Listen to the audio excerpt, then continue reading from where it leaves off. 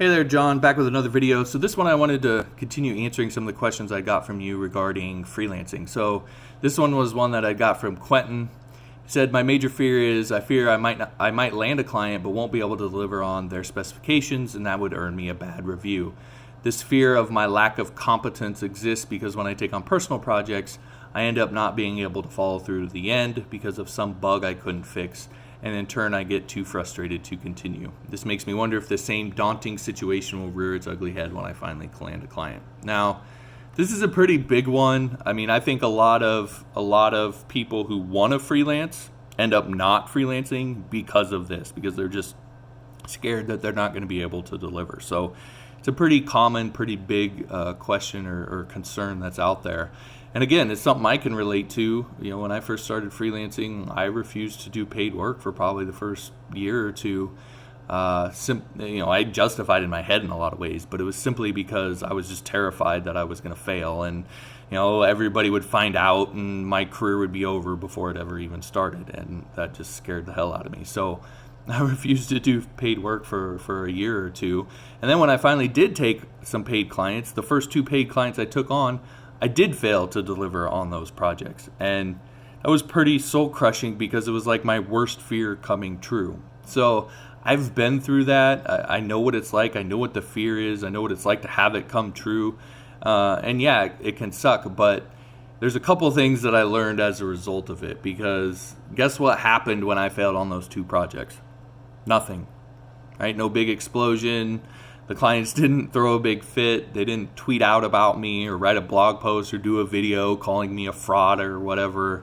They didn't tell everyone they knew to never hire me, right? My career wasn't ruined before it started like I had imagined. And I think that's what can happen is we see this event taking place with failing on a project, and then everything that comes after it that we imagine, we just assume is automatic. Like it's guaranteed to happen.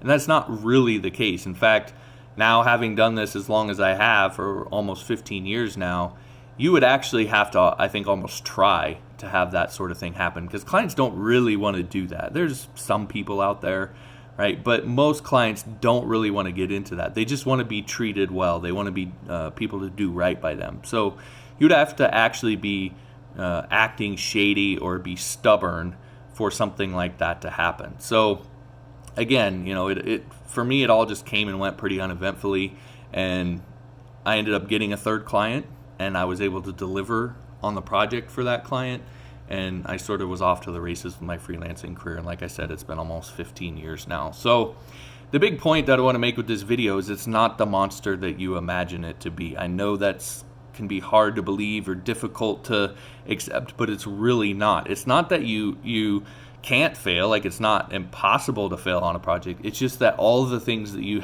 imagine happening as a result aren't guaranteed, and there's things that you can do to mitigate it and deal with it, and so forth. And along those lines, between my 2nd and 3rd project, I made some changes that really made all of the difference for me.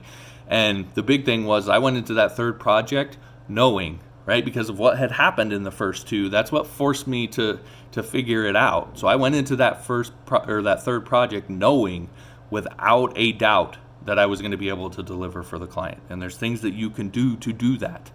And so I didn't have to worry about what might come up, or if they were going to ask me to figure out something that I wasn't going to be able to figure out. I knew none of those things were going to happen, which was a huge weight off my shoulders. I was a lot more confident, a lot more motivated, and that's, I think, ultimately why that project went the way it went.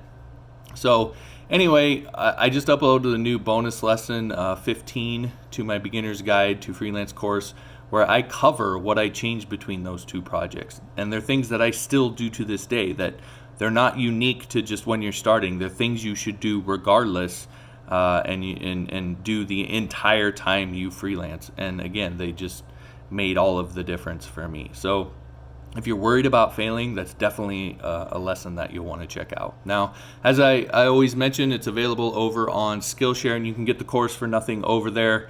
The scoop on that is, as a teacher over there, I can give you an exclusive 2-month free trial of Skillshare. You'll get full access to all of their courses. It's like 21,000 plus at this point. You get full access to all of the courses, including mine, during the trial. So You can go over there, watch the lesson. You can take the entire course. You can take all my courses or any other courses you want to take on the site during that 2 months, and then just simply cancel before the 2 months is up. And that's it. You never pay a penny. So it's a pretty good deal. If you agree, then you can get all the details at johnmorrisonline.com/freelance. All right, that'll do it for this video. Thanks for watching. We'll talk to you next time.